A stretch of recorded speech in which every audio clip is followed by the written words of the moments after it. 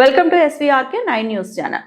Vijayawada civil court సమీపంలో institute of engineers Andhra Pradesh విభాగంలోని KL Rao Bhavan లో డాక్టర్ KL రావు 125వ జయంతి వేడుకలు వైభవంగా జరిగాయి. జ్యోతి ప్రజ్వలతో కార్యక్రమాన్ని ప్రారంభించిన అనంతరం నాగార్జున సాగర్ ప్రాజెక్ట్ నిర్మాణ సమయంలో చిత్రీకరించిన లఘు చిత్రాన్ని ప్రదర్శించారు. ఈ సందర్భంగా పలువురు ప్రముఖులు డాక్టర్ KL రావు దేశానికి అందించిన సేవలను గుర్తు చేశారు. ముఖ్యంగా నీటిపారుదల, విద్యుత్ రంగాల అభివృద్ధితో పాటు నదుల అనుసంధానం అంశంపై ఆయన దూరదృష్టిని కొనియాడారు. డాక్టర్ KL రావు కుమారుడు K విజయరావుతో పాటు మాజీ మంత్రి వడ్డే శోభనాద్రీశ్వరరావు, మాజీ రాజ్యసభ సభ్యుడు డాక్టర్ N తులసిరెడ్డి, మాజీ police commissioner AB Venkateswara Rao, Akkineni Bhavani Prasad తో పాటు సాగునీటి రంగ నిపుణులు, రైతు సంఘాల ప్రతినిధులు, విశ్రాంతి ఇంజనీర్లు కార్యక్రమంలో పాల్గొన్నారు. దేశాభివృద్ధిలో డాక్టర్ KL రావు చేసిన సేవలు చిరస్మరణీయమని వక్తలు పేర్కొన్నారు. 25 సంవత్సరాల కింద పుట్టారు. ఇవాళ ఆయన 125వ జయంతి. ఆయన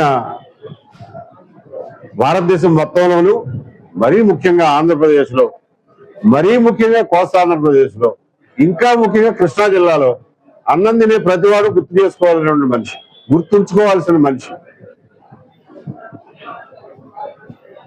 చిన్నప్పుడు స్కూల్లో ఆడుకుంటా దెబ్బతిని ఒక కన్ను పోతే ఒక్క కంటితోనే మద్రాసులో ఇంజనీరింగ్ పాస్ అయ్యి, మద్రాసులో మాస్టర్స్ అప్పట్లో పీజీ చేసినట్టు, ఇంజనీరింగ్ లో పీజీ చేసిన మొదటి ఉత్తీర్ణత సాధించిన ఆయన KL రావు గారు.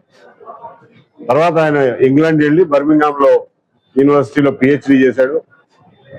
అమెరికాలోను, ఇంగ్లాండ్ లోను, దారిలో వస్తా కూడా ఈజిప్ట్ లో Aswan dam, Nile delta management ఇవన్నీ స్టడీ చేసుకుంటా ఇండియా వచ్చేసి అప్పట్లో మద్రాస్ గవర్నమెంట్ లో డిజైన్ ఇంజనీర్ గా ఉండి, తర్వాత అనతి కాలంలోనే CWC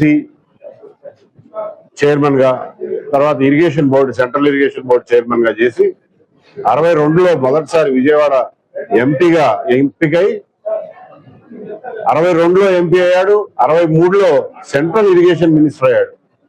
63లోనే ఆయన్ని పద్మభూషణ్ అవార్డు ఇచ్చి ఆయన్ని సత్కరించుకున్నారు. ఆయన నాగార్జున సాగర్ కి ముఖ్యమైన రూపకర్త, రూపశిల్పి.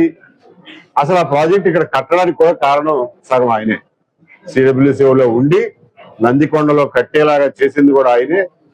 ఆ డిజైన్లు కానీ, అదొక యూనిక్ డిజైన్. ఆ రోజున కంప్లీట్ గా స్వదేశీ పరిజ్ఞానంతో రాళ్లతో కట్టిన కట్టడం.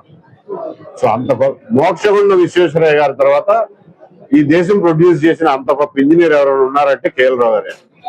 ఆయన 125వ జయంతి సందర్భంగా మనం ఆయన గుర్తు చేసుకోవాల్సిన అవసరం ఉంది. ఆయన నుంచి యువకులు, ఇంజనీరింగ్ విద్యార్థులు స్ఫూర్తి పొందాల్సిన అవసరం. Thank you.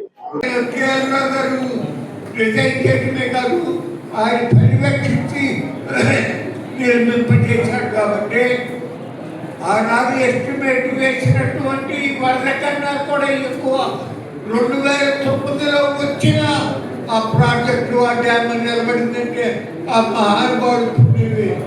అక్కడ పడిన కొయ్య, తాటి చెట్టు లోతు కొయ్య, అతి పెద్ద కొయ్య 2009 నుంచి 25 వరకు 16 ఏళ్ళు అయిపోతే అది పూడాలి అనే ఉద్దేశం లేదు. ఈ ప్రభుత్వాన్ని ఏమనాలని నేను అడుగుతాను. మళ్ళీ 2009 లాంటి వరదకు వస్తే శ్రీశైలం డ్యామ్కి ఏదైనా అయితే నాగార్జున సాగర్ డ్యామ్ ఏమవుతుంది, పులిచింతల ప్రాజెక్ట్ అవుతుంది, ఈ కృష్ణానది మఠం ఉన్న అటు